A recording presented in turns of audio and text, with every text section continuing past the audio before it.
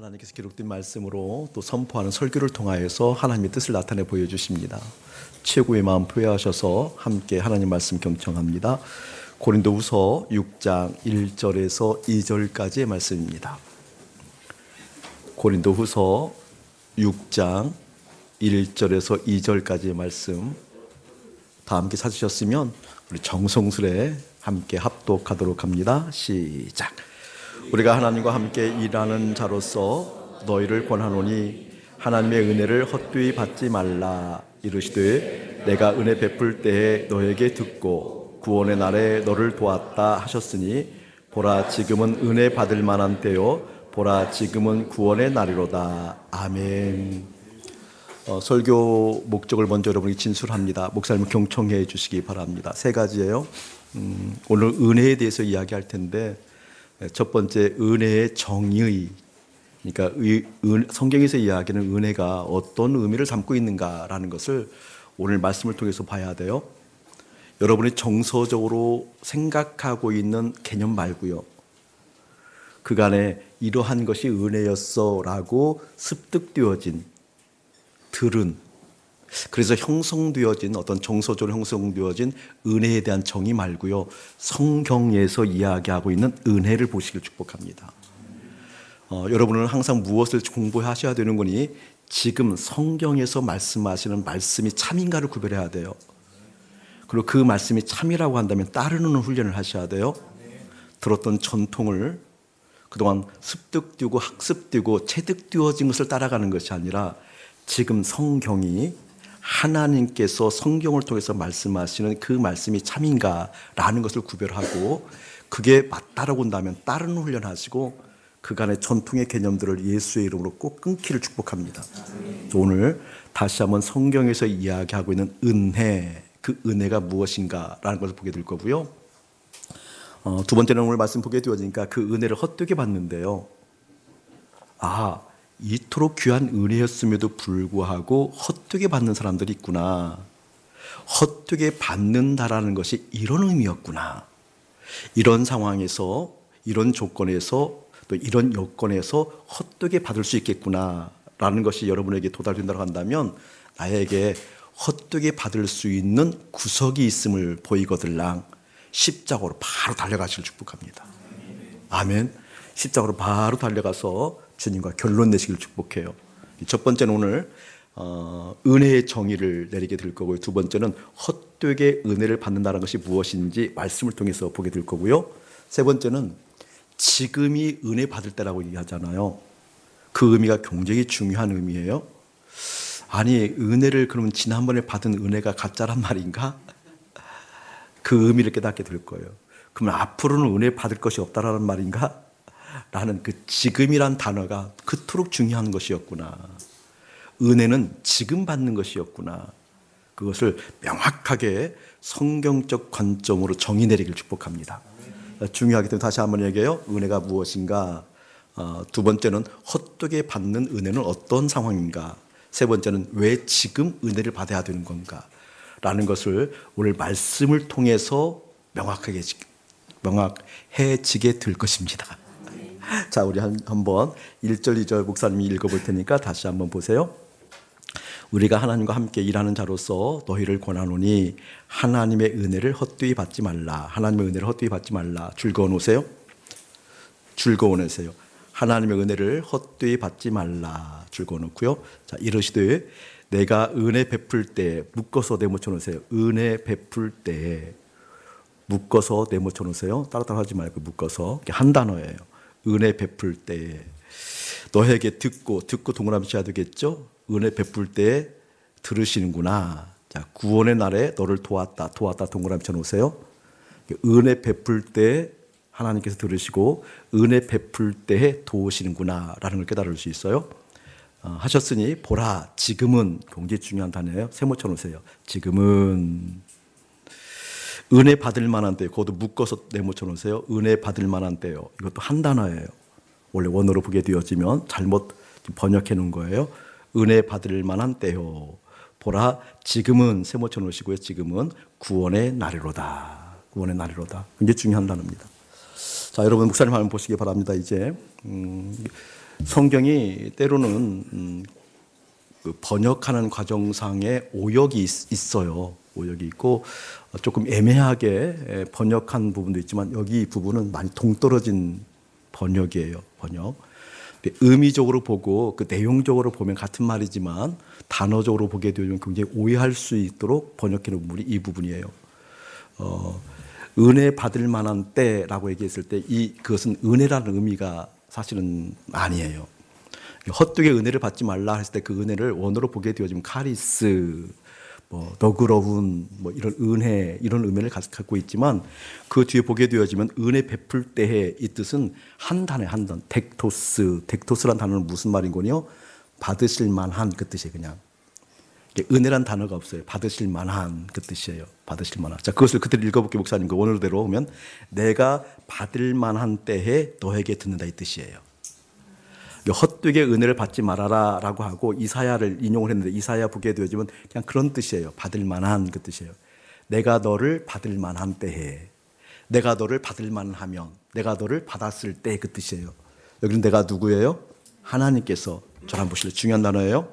하나님께서 우리를 받으실 만한 때를 아신다라는 거고요. 하나님께서 우리를 받으신다라는 거예요. 하나님께서 우리를 받으셨을 때에만 너를 듣고 이 말은 무슨 말이에요? 너의 기도를 듣고 그런 말이겠죠. 하나님께서 우리를 받으셨을 때에만 우리의 기도를 들으십니다. 오해하면 안 돼요. 아무 기도나 들으시지 않아요. 그거 정말 중요한 얘기거든요. 마태복음 7장에도 보게 되어지면 목사님 예전에 참 많이 인용했잖아요. 거기서 보게 되어지면 한 선지자가 쉽게 말하면 한 목사님이 하나님께 열렬하게 주님을 잘 바라보며 기뻐하며 주님을 잘 알았던 것 같아요. 그래서 은사가 충만했어요. 은사가. 성경에 보게 되어지면 이 선지자가 귀신도 되어 쫓았으니까. 그렇죠? 그리고 어떤 일들이 하게 되어지면 기적도 일어났으니까. 그래서 성경에 보면 주여 주여 내가 주의 이름으로 선지자 노릇했고 이 얘기를 말씀 증거했다 그 뜻이에요. 내가 주님의 이름으로 귀신도 되어 쫓았고 은사가 굉장했다라는 거죠. 그런데 주님께서 나를 모른다고 하면 어떡합니까? 이런 뜻이거든요. 나는 주님을 너무나 잘 알아요. 이렇게 얘기했을 때 우리 주님께서 뭐라고 얘기해요? 내가 너를 도무지 알지 못하노라. 불법을 행하는 자들아 내게서 떠나라. 주의 이름으로 귀신 되어 쫓고 말씀을 증거해도 불법이 있다라는 거예요. 그럼 이미 말씀드렸지만 지금 이제 그 얘기를 할 시간이 아니니까 보세요, 여러분. 주님은요, 내가 주님을 아는 것보다 주님이 나를 알아야 돼요. 내가 주님을 안다고 그게 믿음 아니에요. 귀신도 믿고 떠느니라. 귀신도 우리 주님을 알아요. 여러분 착각하면 큰일 나요. 내가 믿으니까, 내가 알으니까, 내가 우리 주님을 섬기니까 그걸 믿음이라고 착각하면 큰일 나요. 자, 이런 오류들이 왜 일어나는가? 다른 오류가 아니에요. 하나님께서 나를 받았다는 확증이 없어서 그래요. 하나님께서 나를 받게 되어지면 받았을 때 또 받을 만한 때 기도를 들으시고 돕는다라고 얘기하고 있다는 거예요. 자, 보세요. 구원이라는 것은 그렇기 때문에 어떤 각도로 이야기할 수 있는 거니 하나님께서 나를 받아들인 상태가 구원이에요. 아멘. 내가 주님을 압니다. 예수를 믿습니다. 우기는 게 구원이 아니에요. 그 고백이 구원이 아니에요. 구원이 아니에요. 예수를 아는 것과 진짜 예수님과 결합하여 연합하여 예수를 믿는 것과는 다르다고 그랬어요. 그렇죠? 달라요, 여러분. 구원은 다른 것이 아니에요. 하나님께서 나를 받아들인 상태가 구원이에요. 자, 은혜의 정의를 먼저 드립니다. 그렇다고 하면 은혜는 무엇인 거니? 하나님께서 나를 받아들여서 구원된 상태가 은혜예요. 아멘. 자, 은혜는 다른 것 아니에요. 하나님께서 나를 받아들여서 구원된 상태가 뭐라고요? 그게 은혜예요, 은혜. 그게 은혜예요. 오늘 이 은혜가 여러분의 심령 가운데 깊이 임하기를 예수님을 축복합니다. 자, 보세요. 자, 그러면 어떻게 달라지는 거게 되어지면 이렇게 달라져요. 하나님께서 나를 받아들이게 되어지면 내가 구원받은 거예요.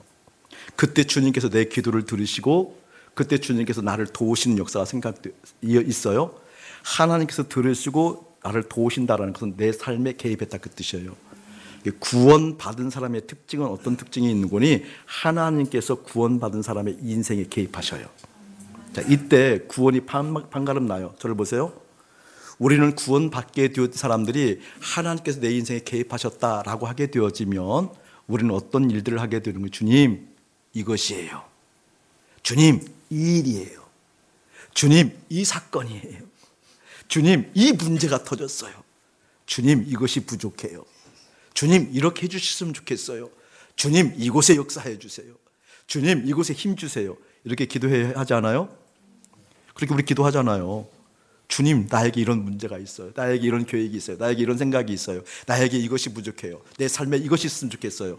그거 채워주세요. 기도해야 하나요? 구원받으면 어떤 특징이 일어나는 거니? 내 계획이 아니라 하나님께서 당신의 뜻을, 당신의 계획을 그 사람에게 심으셔서 그 사람에게 당신의 뜻을 이루도록 이끌어 가십니다. 잘 생각하셔야 돼요. 그냥 아멘하면 안 돼요.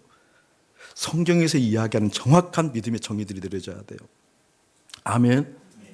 근데 우리는 다른 것이 아니라 하나님 이것이요 저것이요 이것이요 저것이요 이 계획이에요. 부족해요. 언약해요. 그것을 하지 말라라는 것이 아니라 그것을 명확하게 여러분 정의를 일단 내리고 내 마음이 지금 무엇을 추구하고 있는지 봐야 돼요. 이 마음은 주님이 왕 되셔야 돼요. 아멘. 주님 왕 되셔야 돼요. 주님께서 구원을 베푸시면 하나님께서 나를 받으셔서 나를 구원하시면 그 하나님께서 내 삶 가운데 개입하시는데 왜 개입하시는 거니? 빌립보서 2장 13절처럼 그들의 마음 가운데 당신의 소원을 두어 행하게 하시나니. 하나님께서 내 인생 가운데 개입하시게 되어지면 내 계획이 중단되어져요. 그리고 하나님의 계획이 내 마음에 임해요. 하나님의 뜻이 내 마음에 임해요. 그래서 하나님께서 하시는 그 역사가 어떠한 것인지 보게 만들어요. 이게 구원받은 사람들이에요. 그것을 깨닫는 게 은혜입니다. 이 은혜가 여러분에게 가득하길 축복합니다. 우리 교회에 지금 여기 그 지사님 계시는데 크리스천 대안학교에 오랫동안 교사로 계신 분이 계셔요. 그리고 그 크리스천 대안학교가 국내에서는 꽤 괜찮은 학교로 알려져 있고 모범적인 학교로 알려져 있어요. 그런데 목사님이 잘 알거든요. 학교들을 왜 쭉 탐방도 하고 그러잖아요. 어느 때 가장 이 마음이 확 답답하고 막히고 하나님께 죄송하고 그동안 목사가 목사 직임을 제대로 수행하지 못하고 목사질을 한 거에 대해서 참 아플 때가 그런 때예요. 번곤이 막 주님 얘기를 해요. 막 예수님 이야기를 해요. 주님 잘 믿어야 된다고 얘기해요. 그래서 한편으로 번곤이 끝없이 세상의 가치를 강화시켜요. 믿음의 사람은 실력이 있어야 돼. 믿음의 사람은 이것이 갖추어져야 돼. 믿음의 사람은 이것이 있으면 하나님 영광 받으셔. 믿음의 사람은 이것이 1등돼서 주님 영광 받으셔. 여러분, 이것은 정말 개가 풀 뜯어먹는 소리예요. 목사님 격하게 얘기하는 걸 기억나라고. 주님은 우리가 어떤 그룹에서 어떠한 사회적 역할에서 1등 받아서 영광 받으시는 분이 아니에요. 그건 속이는 이야기예요. 주님은 당신의 마음이 채워졌을 때 영광 받으셔요. 주님은 어떤 운동 경기에서 국가대표가 와서 막 1등 가게 되지만 이 영광을 주님에게 아무런 쓸데가 없어요. 1등한 그 사람의 마음 가운데 정말 주님이 1등 되었을 때 영광 받으시지요. 이제 그런 허탄한 말에 속지 않는 여러분 되어줄 축복합니다. 주님은 내 안에 예수님이 채워져서 예수님의 성품으로, 그래서 예수님의 사람들이 움직이는 그것을 통하여서 당신의 뜻이 움직이는 것을 통하여서 그 움직이는 우리를 통하여서 하나님이 보여지는 것을 통하여서 영광 받으셔요. 아멘. 근데 그분이 그 선생님 그런 얘기를 하는 거예요. 이토록 모범적인 학교인 줄 알고 왔는데 보여지기는 모범적인 거예요. 그토록 주님 이야기를 하는데, 그토록 영성 이야기를 하는데, 그토록 주님을 바라보러 얘기하는데 한편으로는 뭐예요? 사회적 엘리트를 키우는 게 목적이고 예수님을 핑계 삼아서 이 사회를 막 이끌어가는 영향력, 여러분 그 실력이 영향력이 나오면 큰일 나요. 예수가 영향력 띄워서 나와야지요. 아멘. 여러분 그 기준이 명확해지길 예수님 축복해요. 재밌게 좀 얘기 좀 할게요. 그 얘기를. 목사님 요즘 그게 눈에 자꾸 보여서 때로는 웃기도 하고 때로는 막 괴로워요. 요즘 특별하게 그게 너무 많이 보여요. 그리고 그걸 바라보면서 판단하는 기준이 아닌 중보하는 마음을 달라고 자꾸 기도하고 주님의 사랑과 주님의 마음 더 깊이 달라고 요즘 깊이 기도하고 있어요. 목사님 보기보다는 몸무게가 꽤 나가요.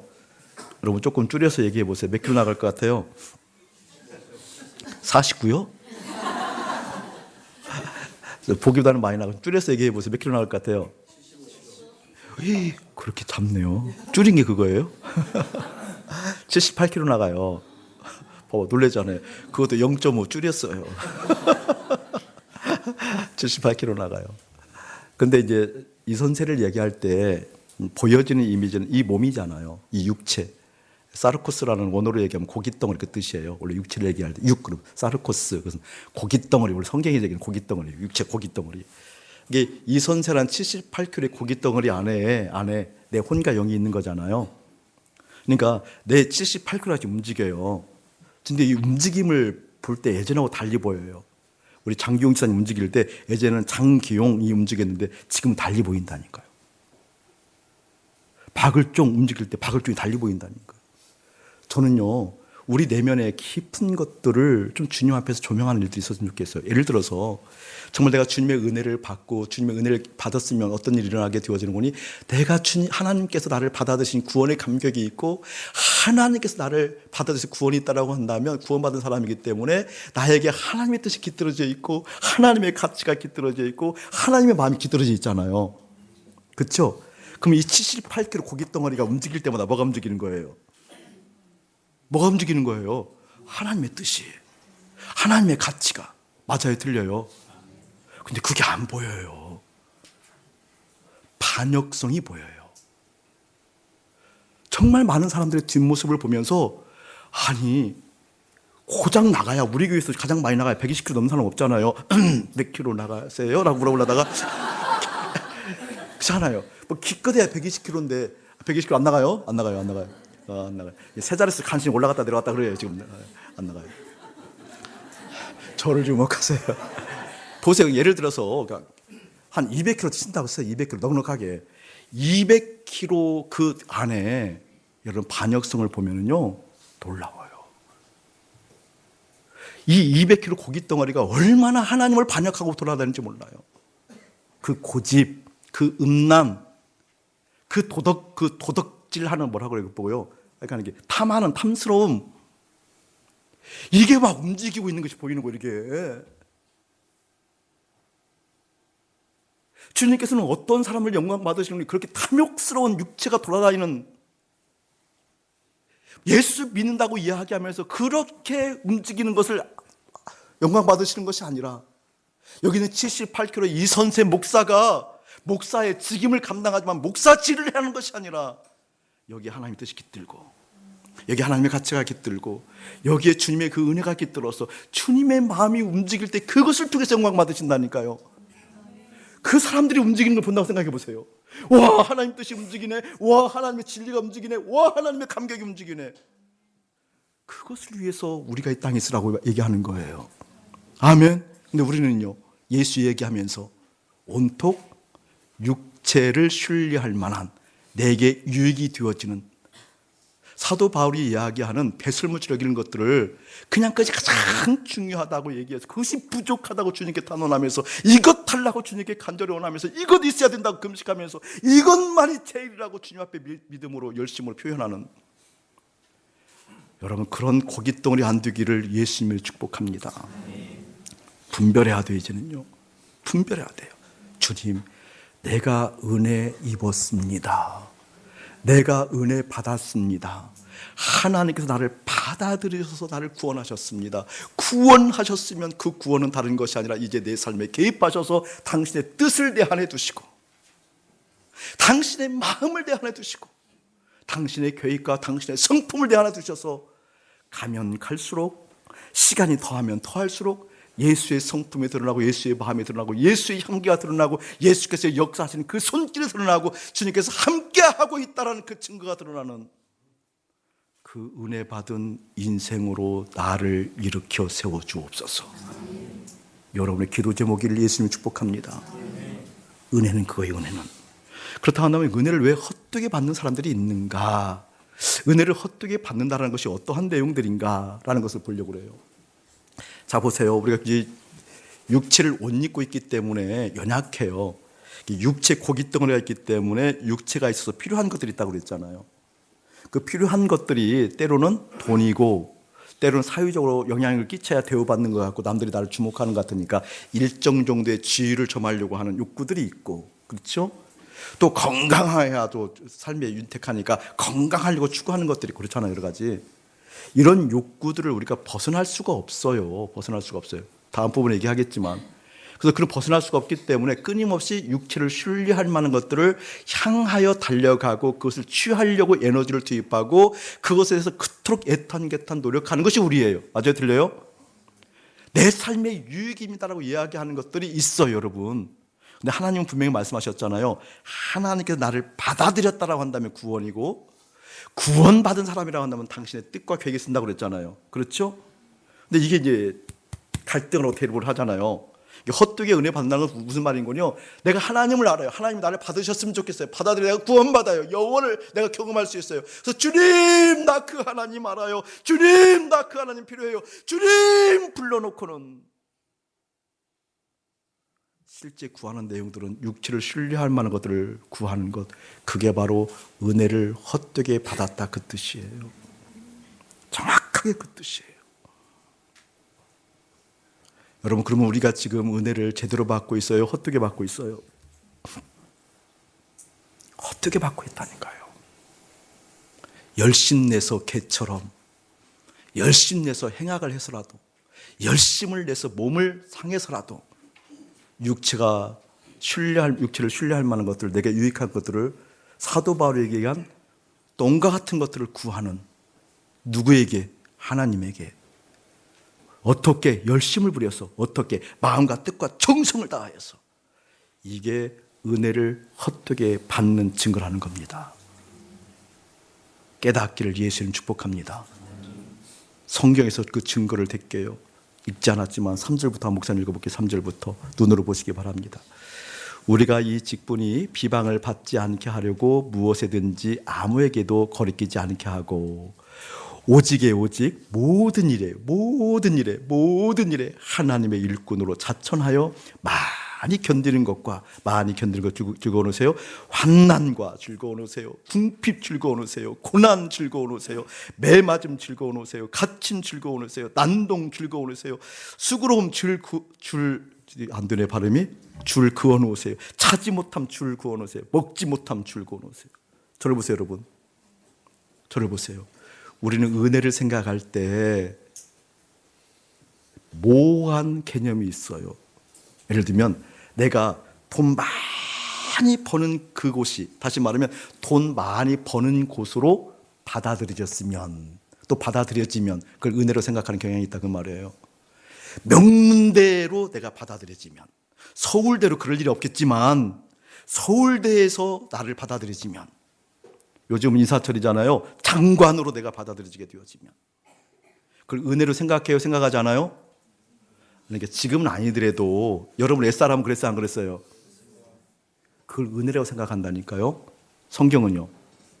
그걸 은혜로 생각한다 한다면 여러분 그대로 읽었잖아요. 지금 견디는 것과 환난과 궁핍과 고난과 매맞음과 갇힘과 난눈과 수고로움과 자지 못함과 먹지 못함이 어떻게 은혜가 될 수 있어요? 다시 한번 은혜를 명확하게 정의내립니다. 은혜는 육체를 신뢰할 만한 것들, 세상의 가치를 획득하는 것이 은혜가 아니라 세상의 가치를 이기는 것이 은혜입니다. 크게 아멘 하세요. 은혜는 세상 가치를 내가 습득하고 채우고 그것을 통해서 나를 드러내는 것이 은혜가 아니라, 은혜는 다른 것이라 그 세상의 가치를, 내게 유익이 좋고 육체를 신뢰할 만했던 것들을, 세상을 이끌어가는 힘을 이기는 것이 은혜다 그 뜻입니다. 그것을 깨닫기 전에는 우리가 은혜를 구하지만 헛된 은혜를 구하고 받은 은혜를 헛되게 사용한다는 겁니다. 하나님을 아는 것 같지만, 하나님께서 나를 받아들인 그 상태가 있지만 그것을 어떻게 헛되게 버렸다 그 뜻입니다. 사랑하는 여러분들의 마음 가운데 명확하게 깨달아지기를 예수님이 축복합니다. 아멘. 그렇다고 한다면 지금 은혜를 받아야 된다는 의미가 어떤 뜻인가? 예전에 받은 은혜는 아무 소용이 없다는 말인가? 아니요. 지금이 그토록 중요한 겁니다. 자, 다시 한번 복음으로 돌아갑니다. 저를 보세요. 하나님께서 나를 받아들일 때에는 하나님께서 여기 있는 우리 이름이 갑자기 생각이 안 나면 곤란한데 김희철 집사님 맞죠? 네, 우리 김희철 집사님 하나님께서 받아들였다고 한다면 하나님 아버지가 김희철을 받아들이지 않습니다. 김희철은 바로 죽습니다. 하나님께서는 김희철을 바로 받을 수가 없어요. 아무리 깨끗해도 깨끗하지가 않아요. 아무리 수양하고 덕을 쌓아도 깨끗하지 않아요. 반드시 필터가 있어요. 뭐죠? 예수 그리스도. 예수 그리스도를 통해서만 김희철을 깨끗하다 가지고 받을 수 있어요. 예수 그리스도를 통했다는 것은 무슨 말이죠? 십자가에서 죽음을 경험하기 전까지는 받아들일 수가 없습니다. 자, 보세요. 내가 육체가 있기 때문에 내가 주님을 알고 주님을 믿는다고 하더라도 내 눈을 통해서 내 듣는 걸 통해서 내 감각을 통해서 하고 싶은 것, 갖고 싶은 것, 두고 싶은 것 있어요, 없어요? 있지요. 주님께서 나를 받아들여서 하나님의 뜻이 내 속에 깃들고 주님의 계획에 깃들길 원하지만 나는 끊임없이 내가 죄인이고 죄성을 가졌기 때문에 끊임없이 내 계획을 추구하려고 하는 속성이 있어요, 없어요? 그럼 주님이 받을 수가 없잖아요. 지금 예수와 함께 죽으면 해결돼야 한대요. 해결돼야 한대요. 지금 은혜 받을 만한 때라는 것은 그 뜻이에요. 지금 십자가에서 주님과 연합하여 죽는 그것을 통하여서 하나님께서 나를 받아들인다 그 뜻입니다. 그러니까 은혜는 어떻게 해야 돼요? 지금 받아야 돼요. 사도 바울이 그걸 얘기한 거예요. 날마다 내가 죽노라. 그래서 그 얘기를 한 거예요. 여러분 보세요. 여러분 목사님이 예수님 생각한다고 많이 평가해 주는 것 같아요. 목사님은 예수님 외에는 아무것도 없다고 얘기하는 사람들이 많은 것 같아요. 날마다 죽지 않으면 꽝입니다. 날마다 죽지 아니하면 그거 거짓입니다. 지금 주님과 함께 연합하여 죽는 것이 없으면 그거 믿으면 안 돼요, 여러분. 다윗도 넘어져요. 베드로도 넘어져요. 주님 말씀하시는 건 지금 그거예요. 지금 은혜 받을 만한 때라는 걸 의미합니다. 예수님과 함께 지금 죽게 되어지면 그때 어떻게? 내가 가지고 있는 욕구가 십자가에 죽었으므로 이제 주님을 바라보는 나를 통해서 어떻게 해요? 주님의 뜻이, 주님의 마음이 깃들어 하나님의 마음이 드러나는 인생이다 그 뜻입니다. 깨달아지기를 예수님 축복합니다. 왜 헛되게 받을까요? 이것이 없기 때문에 그래요. 파르큰방 얘기한 날마다 죽음, 이것은 무엇을 전제할까요, 여러분? 이런 거예요. 저는 좀 목사님 과격하게 얘기할게요. 좀 이렇게 마음에 편안하게 받아들이세요. 그냥 받아들이세요. 저희 교회는 참 이런 일들이 줄어들어가게 되어서 감사한데 헛똑똑이들이 없었으면 좋겠어요. 과격하긴 과격하구나. 반응들이는 거 보니까 헛똑똑이가 우리 교회 없기를 축복해요. 여러분 믿음이요 사나워지는 경향이 있어요. 어떤 데 사나워지는 거는 회개가 없으면 사나워져요. 보세요. 저를 보세요, 여러분. 지금은 이제 명확하게 우리 교회에서는 그런 분들이 활기를 못 쳐요. 예전에는 막 활기를 친 사람들이 많이 있었죠. 여러분 스스로 한번 점검해 보세요. 유독 단점이 눈에 띈다. 교회 시스템이든지 사람이든지 여러분의 공동체 리더이든지 목사님이든지 왜 하다못해 시비 거는 사람 보는 넥타이 갖고도 시비 거는 사람이 있더라고요. 왜 저 색깔을 차고 와? 아니 왜 목사님 넥타이까지 관리를 하려고 그래요? 진짜라니까요. 오늘따라 왜 사투리를 많이 쓰냐? 저 조심하긴 하는데요. 안 돼요. 그래서 그래요. 유머로 얘기하니까 들으세요. 유독 눈에 많이 띄시는 분들이 있어요. 여러분 뭔가 눈에 게 많이 띄시는 분들은 지도하려고 그래요. 그렇죠? 지도하려고 그래요. 왜 지도하고 지적하고 그걸 교정하려고 그렇게 애를 쓸까요? 내가 주인이라서 그래요. 내가 주인이라서. 내가 왜 주인이 될까요? 십자가에서 자아가 죽은 적이 없기 때문에 그래요. 여러분 성경 조금 안다고 아니에요. 너무 우스운 짓 하지 마세요. 성경 조금 인용하고 어디 조금 인용하고 어디 조금 인용하고 목사님 그 수준은 넘어갔어요. 그 우스운 거예요. 그래서 조금 가지고 끝없이 그 어떤 지적하고 단점 보고 이 교회는 왜 시스템이 이러냐? 회개해 보세요. 그 시스템 아름답게 보여요. 오만 시스템을 다 경험한 게 목사님이에요. 이 교회 찬양단은 왜 그러냐? 이 정도면 괜찮아요. 뭐라고 얘기하는 거예요, 지금? 그게 바로 헛되이 은혜를 받고 있는 증거예요. 왜 그럴까요? 십자가에 죽은 경험이 없는 거예요. 여러분 꼭 명심하세요. 자가 점검해야 돼요. 그러니까 뭔가 단점이 자주 뛰시는 분의 특성은 딱 하나예요. 회개가 드물어요. 없거나 회개가 일상적으로 되지 않는 분이에요. 정말이에요. 복음은요, 믿어서 되는 게 아니에요. 회개하고 믿어야 되는 거예요. 회개하고 복음을 믿으라라고 얘기해요. 여러분 보세요. 회개 안 되시는 분들은 덤덤해요. 덤덤하고 넘어가게 되어지면요, 자꾸 화를 내요. 불만스럽게 얘기를 해요. 그게 바로 헛되게 은혜를 받고 있는 증거라니까요.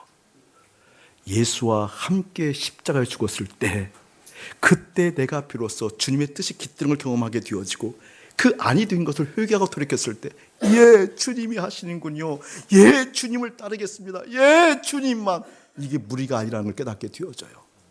내 삶 가운데 주님 오셔서 내 죄성이 주님 오시는 것을 가로막고 있는 것을 아파하며, 내가 주님만을 바라본다는 것이 편향되지 않다는 걸 깨닫게 되어져서, 주님, 내 죄성이 그걸 막고 있어요 라고 오히려 안타까워해요.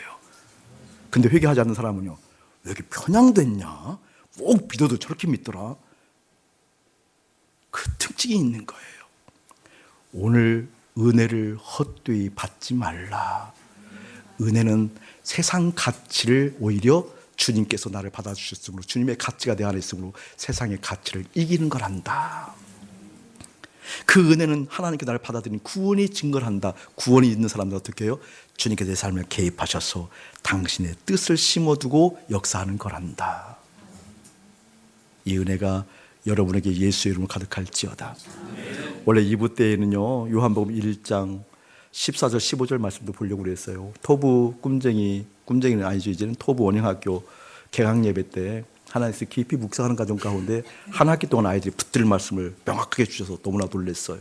이 은혜와 똑같은 개념인데 오늘 2부 때는 하려고 그랬는데 안 해도 될 것 같아요. 수요일 날 하도록 하겠습니다. 토부 됐던 말씀을 이렇게 예고편 했으면 좀 더 많이 와요. 굉장히 귀한 말씀이에요. 그 은혜를 다시 한번 수요일 날 확인하기로 하고, 여러분 삶 가운데 그 은혜를 사모하기를 예수의 이름으로 축복합니다.